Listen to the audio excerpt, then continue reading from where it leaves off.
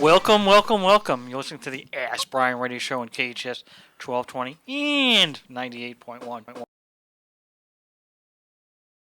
Well, each week we have a show called the Ask Brien Show, and each week we have to explain to people why Brien is spelled with an E, Askbrien, because most people say when I was going to school, Brien was spelled Bryan or Brian, and where in the world did he come up with Brien, Brin? I mean, I could understand if your last name was O'Brien, that's Irish, so that's why people use O'Brien. I gotta admit, I go to O'Brien's pubs every once in a while. It's a good place, especially on St. Patty's Day. And of course, we have Patty around today. So Though I'm not a saint, though. Well, yeah, she's laughing too. You are in my eyes. She's laughing too. In my eyes. No, Patty is a saint in my eyes. Aw, Traci. As opposed to St. Peter's, which is a very famous saint. All right, so. But each week, the Ask Brien Show tries to strive to teach people something about business, to encourage people to learn, to maybe get watching enough episodes, you will actually learn how to create a business, start a business, scale a business, and be successful. That's our goal each week. And each week we have our engineer, Emily. Hi. Wow. Emily, you sound so excited. Hey, don't give away the E's. Don't give away the E's, miss. Ooh. Excited. What are you doing? All right, so we don't always have this every week, but we have had blessed to have a couple weeks together where Patrick, the former engineer, now a supervising engineer. Are you a supervising engineer? Sure, let's go with that. Oh my God! Woo-hoo. Wait a second. Did you guys hear that southern accent? I heard the southern twang. I heard it. Yeah, I thought you were from New York. Rubbing off on a New Yorker. Well, I can do Georgian like our co-host, and I am a New Yorker, so I can get my soda wherever I want, and soda was an ER, and listen, I can multitask, which is a very good thing about our show today, multitasking, because we are talking about time management. But we are honored today to have Patrick on our show. Oh. So honored. Thank you. And I'm waiting for the sounds. Where's the applause? Can you get applause? I'm here for the applause. I mean, Emily, do you have an applause button or something? I don't think it worked. How's that? All right. It didn't work. Needs more cowbell. Oh, So, it worked. All right. You can use that one. That's not bad. God, that I thought was a screeching cat. Well, it's little kids, so The I don't conference know. is now unlocked. Oh, what? The conference is now unlocked. I've never heard that one before. Oh, man. So, Patrick, Yes, why is Brien hi. spelled with an E, and what is the significance of the E other than the word excellent? And excited, because we already covered that one. Well, I guess we did, and engineer. All right, fair. But, well, we do have a couple minutes here to We go do. through our shtick. that doesn't start with an E, but fair enough, yes. But S does stand for the screamer. Fair, but don't you do that right now. I wouldn't do it now because Emily's going to take me off. I got to, wait for the right moment. Emily, please be on guard. And by the way, Jerry said she would come in and scream with me. Oh my. She left. No, she actually, I literally think I did see her leave. Yeah. Sorry, Peter. Well, next episode. Next episode, indeed. Well, anyways, the E's stand for kind of like a theme of, kind of like what makes up Ask Brien. Well, we went through the engineers. We went through excited and excellence already. But there are others as well. We do have education because we are very educated people, and we educate on this show as well. I think it's more of that we educate as opposed to we are educated. Well, I'm Patty giving and I are educated. I'm giving everybody props. Gotta make I sure. went to high school. I went to high school. We went to college. We went to college. Went to Booyah. college. I don't think. Oh, Cal Lutheran and CSUN. bingo. Booyah. Tucson. CSUN. Go Matadors. Because Okay, Tracy's from I really- Tucson. well, I love all this team spirit. That is something that there's a lot of empathy going on here because I do think that we are all highly educated individuals. Very much so. I guess. Speak for yourself. Educated. Speak for yourself, Tracy. I only have a high school degree. Well, Yeah, we know. well, then I don't really want to hire you. I don't want to hire you as my lawyer if that's the case. 'Cause you've done a really good job of playing one on the radio. Brien is not a lawyer. Brien is a business person. No, Brien is not a lawyer. That is true. Well, Patrick. Well, anyways. Because, we're trying to do time management, and our guest is going, It's anyway. You know Patty. not how to. Anyway. You went She's to saying college, we don't know how to you should prioritize, so, I'm sure. Anyways. That's an A. That's wrong. There's other E's, people. There are other E's. Anyways, spelled E-N. Y-A-Y. Anyway, I guess. Okay, guys, you're Tracy, help me. prioritizing having fun, and that is a good thing. The other E's are, well... Like grease, lightning, electrifying! All right, there's one. That's E for Okay, electrifying. how much, I need to know, how much Red Bull have you had? This is insane. I've never had a Red Bull, but why don't you send me some? I don't want to see him on one. Don't ever drink one. Don't ever, I please. drank iced tea. Yeah, he doesn't have his tea. That's true. That's my problem. I think, let's see. Let's go. Oh, experience, because everybody on the Ask Brien Show is experienced in what they do. And there is also experts, because everybody that comes on to the Ask Brien Show is an expert in their field. What are you an expert in? Engineering, talking, communication. Whatever. And being a good person. And being a good person. Bingo. Oh. Can we have like the? Can we have that? No. The Robert, I want to have Robert Young with the that TV show when he plays a I doctor. like how she immediately goes, no. Well, that's a good doctor. And Oh, man. And then there's... We're going to run out of time know. before we have our guest on. know. well, I'm sorry, but he needs to get him down. There's quicker. enthusiasm. Enthusiasm. You already covered excitement, so I can't really say that one. And there's eardrum, which I no longer have. And this one last one that I'm making up right now. Go for it. You need to have a lot of energy. Wow. Wow. Me and Emily were not amused with that one. Well, Just, you wow. need energy because in order to have a good positive attitude, you need to have energy, not just enthusiasm, not just excitement, and it doesn't have to be just electrifying. Are there any others? I'm blanking now. For the sake of time, I'm blanking. What is it? Well, we're not going to tell you because you didn't know, so too bad. All right, next week we'll figure it out. We're live, the Ask Brien radio show, and we have a very, very good guest today. Her name is Peggy Sullivan. Peggy, you there? I am. Nice to be here. Thank you very much, Patrick. We appreciate your coming on. He's a special guest.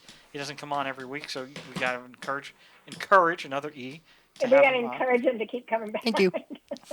It's called bribes. I just have to pay him cash. Anyway, so Peggy has a lot of background, and empowering is a good E that we could go over. But Peggy, what is your background? Sure. I'm an author. I'm a speaker. I'm a mindset coach, and I'm the founder of a nonprofit for women called She Can. So what does mindset coach mean? I help people figure out how to be happy, how to go from surviving to thriving. I help people figure out a path that is more rewarding and more enjoyable. Well, that's pretty. I basically researched the art and the science of happiness and how to help people lead a more fulfilling life.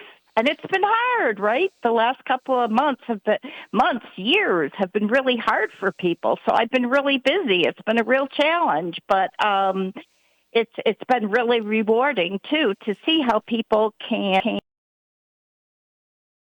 over it and go from surviving to thriving.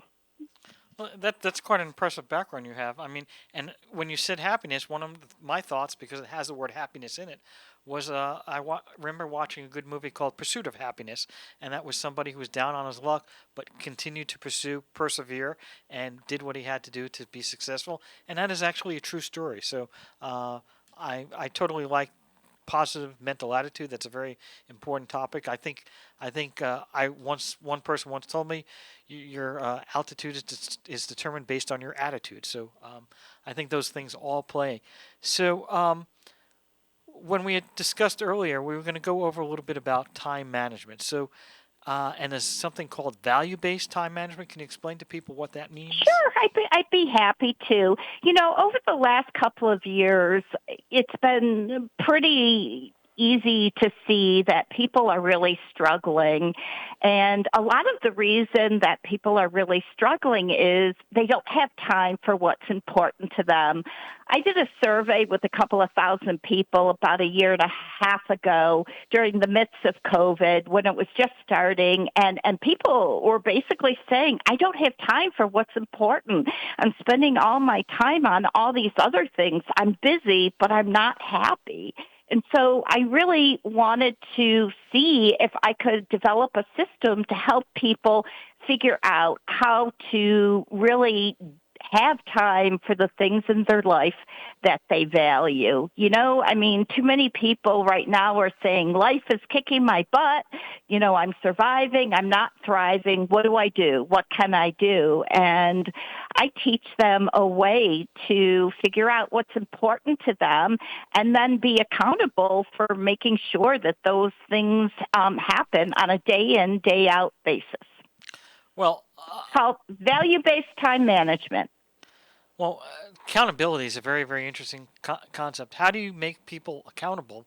I mean, isn't it up to each individual to be accountable to themselves? How do you make them accountable?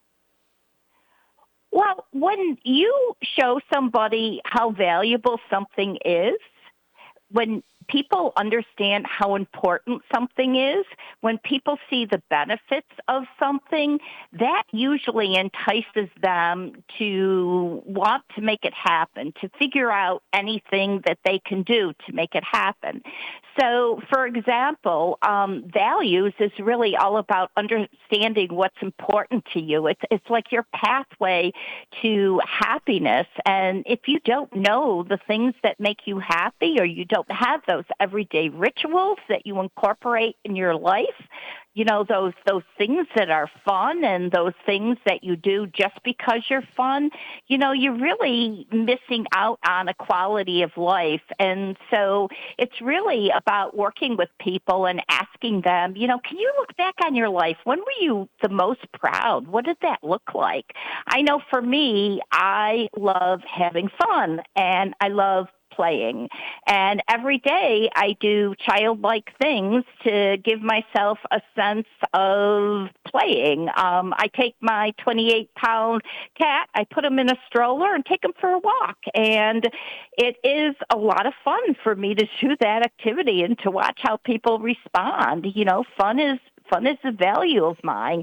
Another value is I love doing hard things. I'm the idiot that ran my first marathon when I was 50 years old in the middle of a New York winter. I for me have found that when I set my sights on doing something that most people give up, when I get to that finish line, I have a sense of satisfaction. So it's really about uncovering with people, what is important to you? What are your values? And it's kind of interesting because I do this with men and with women, and men are usually pretty good about knowing what they value.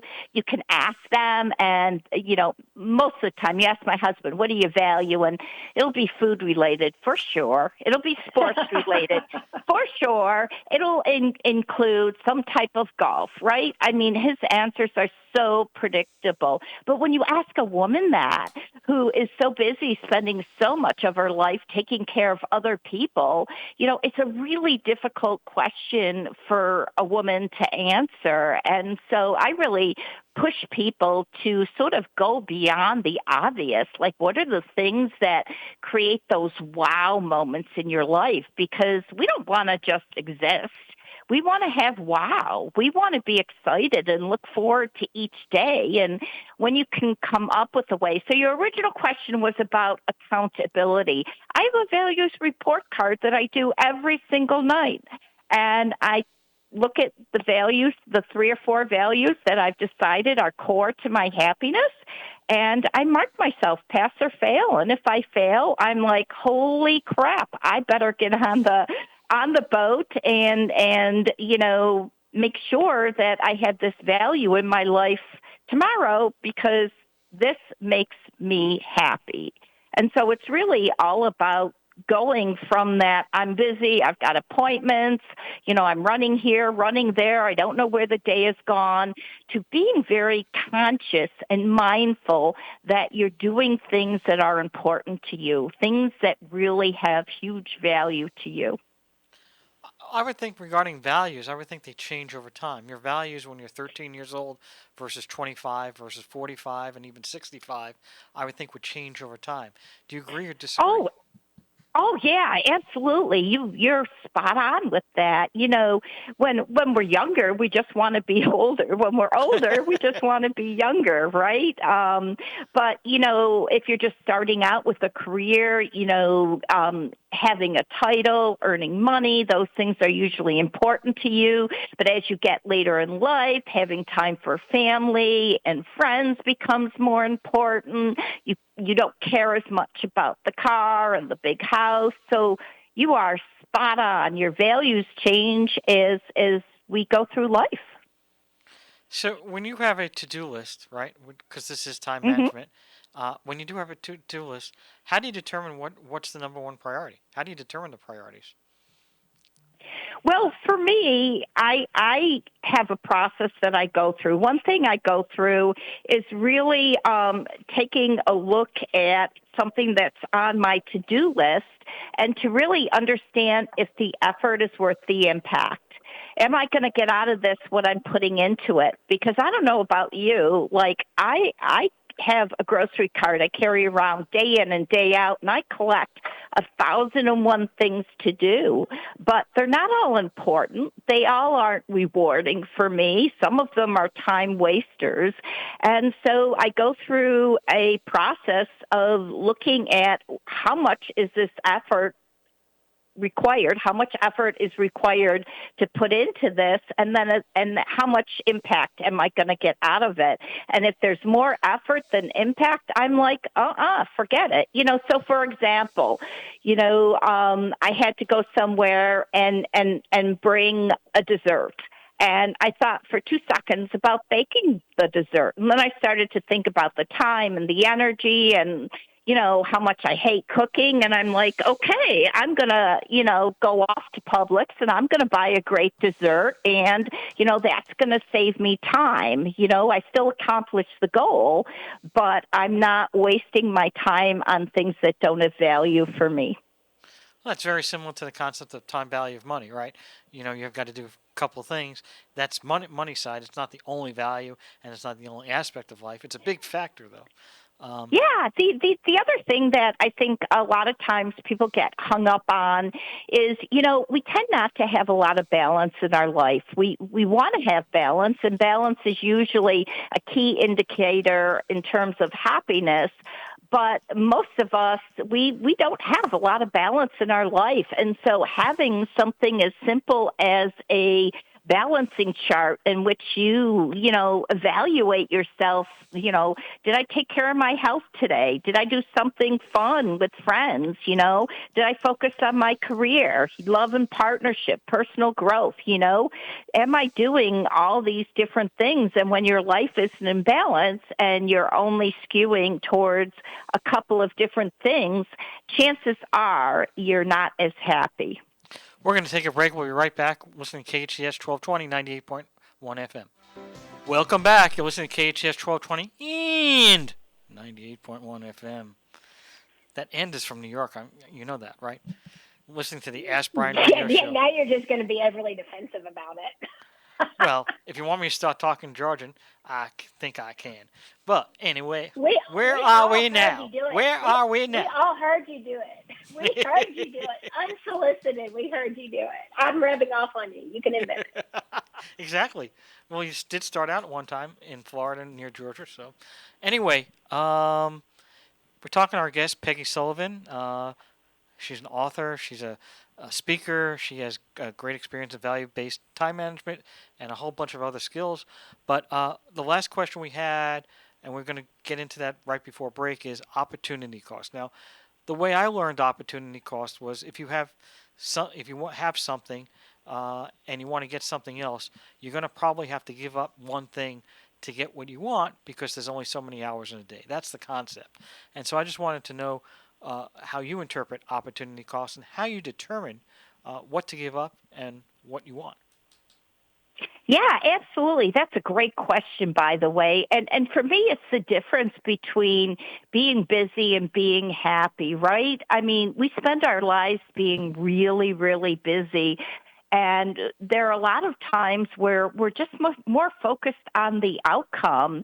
And so, for me, opportunity cost is also about the quality of your time and whether you're spending your time and you're actually enjoying it. It's not just about what you get at the end of the day, because you can spend your day being incredibly busy and, cooking, cleaning, housework, all this other stuff, but doesn't mean you're going to have a great day. So for me, it's really differentiating the difference between being busy and being happy. And there's many times multiple ways to get to the finish line, multiple ways to get something done. So when you're evaluating two things, and that thing that you need to do or want to do or that goal, you need to take a step back and say, how can I get there most effectively and spend my time doing the things that are important to me? And I don't know if I answered your question at all, but I think I did. I think you did. Okay, there we go. Traci is like stomping at the bit. Peter, I want to ask a question. What's going on? So, without any further ado, and we never did ado, A-D-I-E-U, go ahead. Because you love that word because it's almost all vowels and only one consonant. Correct. Somebody listened. Thank you. And I said it just like Patty does because he always sounds like he's like the saddest person whenever he says that. But without further ado, I would like to get into, because I'm just going to just go ahead and say up front and confess, admit to everyone who, and no one on the show except for our guests will be surprised at this. I have time management issues. I do. I run everything up until the last minute, even when I try not to. I overschedule myself. I think I can always get one more thing in. I don't mean to be disrespectful, but in a lot of ways, I can be 5 to 8 minutes late on occasion to things with friends, not business. But clearly I can manage my own time because I'm never late to movies and I'm never late to massage appointments because you can't get that time back. So how can you help me? We only have 1 hour on the show, so go ahead. Yeah, we only have 15 minutes, so it's got to be good.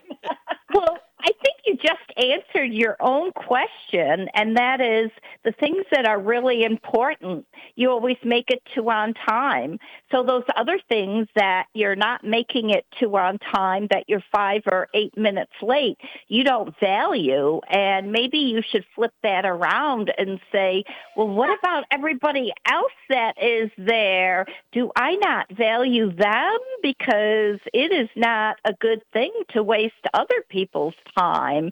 And so a lot of times I try not to think about what's in it for me, but if there's a room full of people, everybody wants to get going and everybody wants to do what they came there to do, not to sit and wait for the person that's 5 to 8 minutes late.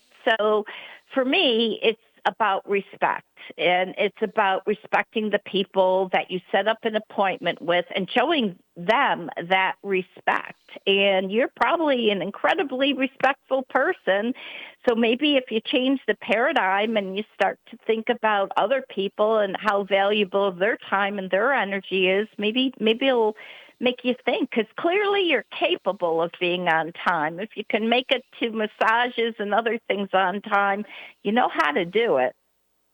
Well, so here's the thing. I never really get a massage, and I rarely go to the movies. So I think that we have to go a little deeper because I really do value, appreciate, respect, and I am known to be a thoughtful and considerate person. My biggest challenge, I think, and this is where I don't know if I'm the only one, but I bet some other people could benefit from, is this whole idea of thinking I can get, instead of leaving 10 minutes early, I think I can get something done within that 10 minutes that checks me off my list, and then it takes longer than 10 minutes, and then the whole cycle starts. So in terms of like literally managing time in terms of giving people tips and practices that can be more behavioral change oriented, that would be amazing. Yeah. I would say one of the biggest things is we never schedule time to do nothing. We never schedule time to get those things done that we carry throughout the day, things that need to be done, right?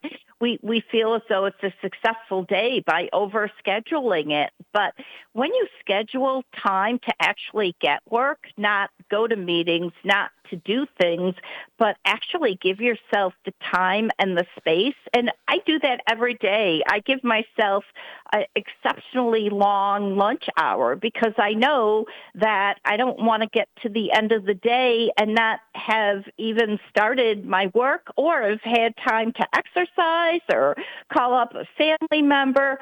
So I actually hard schedule in time, break time, so I can do those things that I want to do, I need to do, and I don't really schedule into my time. So I say hard scheduling some empty time, some free time, so that okay, well, instead of being late to this meeting or instead of trying to get 10 minutes and get this done, I know that from 3 to 5 this afternoon, I'm going to have time to do this, and that's when I'm going to do it. That's a really good idea because I do think that I can always put a few things off they're not, and tying this back into entrepreneurship and business ownership, which I think is always so important on the show, especially is that, running a company, especially if it's a startup, you typically have a smaller team. You are working under a significant amount of pressure, whether it's to yourself as a business owner or to investors, if that's your scenario. And it just always feels like in that type of scenario of running a startup or being an entrepreneur, even to that place when your business is successful enough and you have people to delegate things to, it just always feels like your plate is so full and almost like it feels almost impossible to schedule those times. So what I'm hearing you say is if you make that time to do things a priority as opposed to just assuming you're going to get around to it. Yeah, I look at my schedule out a year from now, and the only thing that I have scheduled besides birthdays and occasions is I know that from 12 to 2, I'm going to be working out and I'm going to be doing my work because that's hard scheduled in years in advance. It's just part of my lifestyle. It's part of my practice. And you're 100% right. Being in business, you have to expect the unexpected. It happens all the time. I run a nonprofit. Stuff happens all the time that I didn't really prepare for and I didn't expect. But yet now I know I have a pocket of time that I can address it in. What are some other practical or tactical tips that you can give somebody? Because I think, and you can speak to this, with your training around being a mindset coach, but it also feels like to me that there are certain personality types that are more, their brains just seem to be wired better for time management. Like punctuality is something that literally feels inherent to them. But I also understand like military backgrounds have a tendency to lend more to a better, not better if you will, but a more dedicated focus on time management, things like that. So do personalities and people's backgrounds, family backgrounds, does that make a difference in how you prioritize time? But time management is about practice and changing your behavior and changing your habits. And you can learn through practice to change your habits. I mean, if you're consistently always late for the same meeting, maybe you need to look at what you're doing before and change your habits. And just have a really serious conversation as to the whys. Why is this happening, and what you can do about the why. I mean, you can't predict traffic, so maybe what you need to do is say, okay, well, instead of saying I'm going to get there in 10 minutes, there's a possibility it's LA. It may take me an hour to get there, so I'm going to allot for an hour. And if I get there early, well, then I can do X, Y, and Z. But I think if you start to look at the whys, you'll have a better understanding as to whether you're repeating the behavior. And then you can start to think about, okay, well, what can I do to change my behavior? And you can change your behavior. I never used to be a morning person. Now I get up super early in the morning, and it's my favorite time. I used to be one of those people that was late to everything, but now I try to leave twice as much time as it takes, or I think it will take. And that positions me never, ever to be late. And I'd like to switch.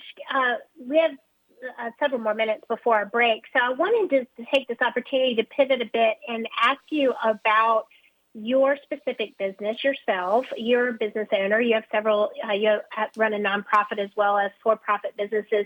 So could you share about how you got to, because I think it's so interesting. You said that you used to always be running late, and now you coach on time management. So, what got you to this place as an entrepreneur?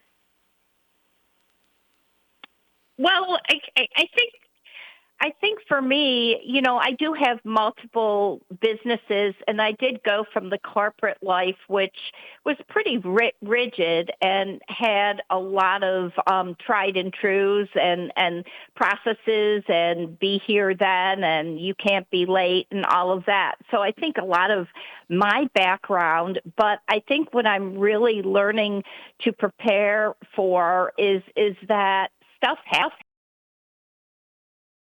expect them to do.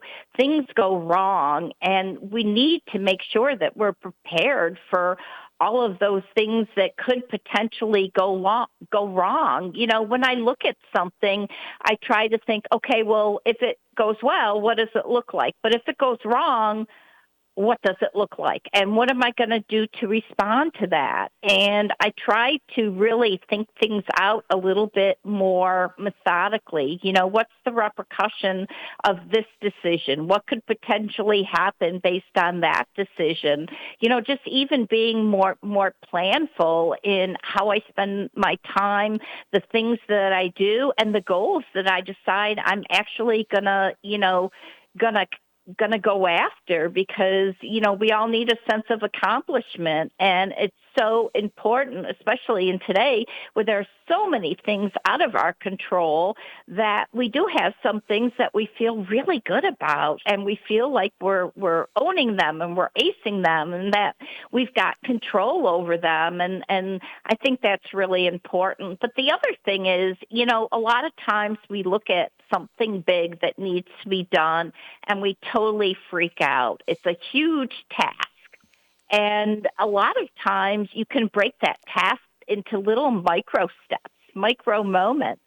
And when you can start to break things into smaller chunks, they become more attainable, they become easier. It's usually a lot better on your psyche if you've got to walk a half a block versus to walk a mile. So I tend to look at things in increments and tend not to look for the whole thing all at once, but how can I work towards that goal? How can I make progress? Because progress is good. It's not always about getting it all done at once.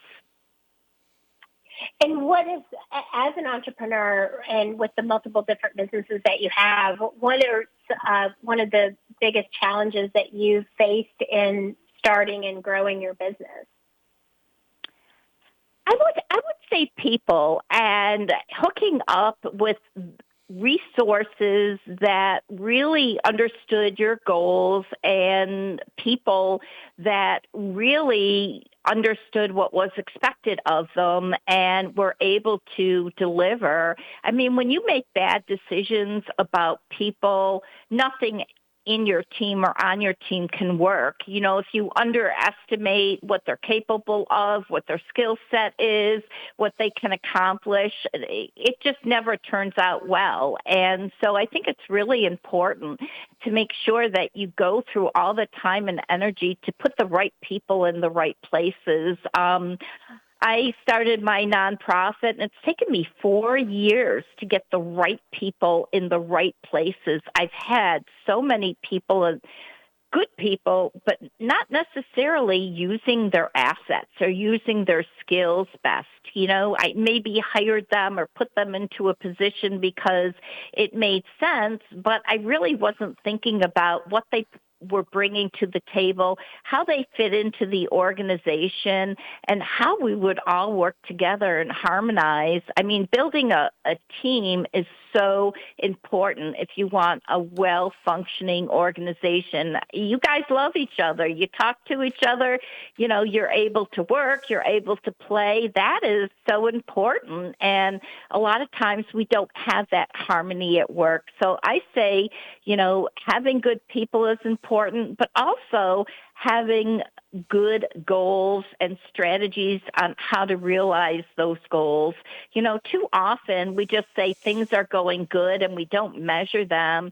And so we don't know what type of progress we're making. And from my perspective, what gets measured gets improved. And if you have all different types of metrics, you're better off because then you can really start to evaluate things from multiple perspectives.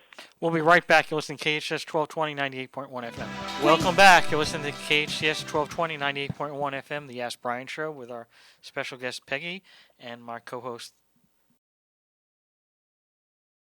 Questions that Peggy was going to tell you about. I think she's going to be in Los Angeles soon, or she's here now. Well, we were talking during the break about your book, and I'd love for you to share with our listeners a little bit about your book and your attendance at the upcoming book fair. Yeah, I'm so excited to be in LA, and I'm going to be at the LA Times Book Fair. I wrote a book called Happiness is Your Responsibility, and it's an inspirational, motivational coffee table book that you can pick up, read a page or two, put it down, and it's meant to give you tips and tricks and ways to lead a happier, more fulfilling life. And there'll be parts in it where you laugh your butt off and parts of it where you cry, but it's a really fun book that at minimal will give you lots of ideas on how you can add more joy in your life. Well, that sounds amazing. So what was the catalyst for you to write the book? I have been speaking to a lot of people about happiness. I have been studying a lot about the art and the science of happiness and more the science part of it and what happens in your brain. And I started collecting all this information, and people like, share it. That's so interesting. You mean I can do that, and it'll give me a set of endorphins, or I can do that, and it will, put me in a good mood? And I'm like, yeah, absolutely. So I just started to put all this stuff down, and before I knew it, a book poured out of me, and it was had a good time, right? I mean, right about now, people just, they put their happiness on the back burner. And that book is all about, we're here right now. Put your happiness on the front burner. You have one life. Live your life. Have a good life. We have a couple of minutes. I'd love to hear what some of those things are that your friends said, oh, I didn't know you could do that, or I didn't know you could do that. Fill in the blanks on what that is for us so that we'll be even more intrigued about the book. Yeah, absolutely. I think people don't understand the neuroscience of the brain, and that the brain actually can transmit neurotransmitters that will make your body feel good. It'll give you energy. It'll make you feel happy. And there are so many things you can move and exercise, and you get that euphoric feeling. Getting a good night's sleep increases the dopamine and the serotonin, which makes you feel good. Eating a healthy meal also is another way. Your brain needs fat. When you eat things that have good fat in it, you actually get more creative. So, a lot of times people don't think about the science of happiness, but there is a lot of data behind things that make us happy that are things, just self-care things, easy things that we can do that will improve our mood, improve our energy. And actually, if you were to go underneath an MRI, your brain would light up like a Christmas tree when you were doing certain things. Wow, that cool is stuff. Very. So even like the idea of like a emotional support animal, or there's a lot of connections between animals and happiness and music and happiness. So are those things that you've experienced with your clients that have been helpful? Well, yeah, but I'm going to get back to my 28-pound fat cat. And it's amazing to me how, when he sees me, he starts purring and he's really, really happy. And then he jumps up on my lap and he's making all these noises. And I think, human beings are the same way. When there are things we love and we're around them, we secrete these hormones that make us feel good. And it's nothing is better than being happy. It's one of the most powerful emotions. It reduces illness. It increases heart health. You live a longer life. You have better relationships. The byproduct of happiness are so many things that have been measured and monitored. So I think happiness is one of our most important emotions, and if there's anything at all we can do to lead a happier life, we should, because it is a powerful tool. Thank you very much. Well, You're listening to the Ask Brien radio show. Go ahead. Unfortunately, we're off the air. Thank you very much.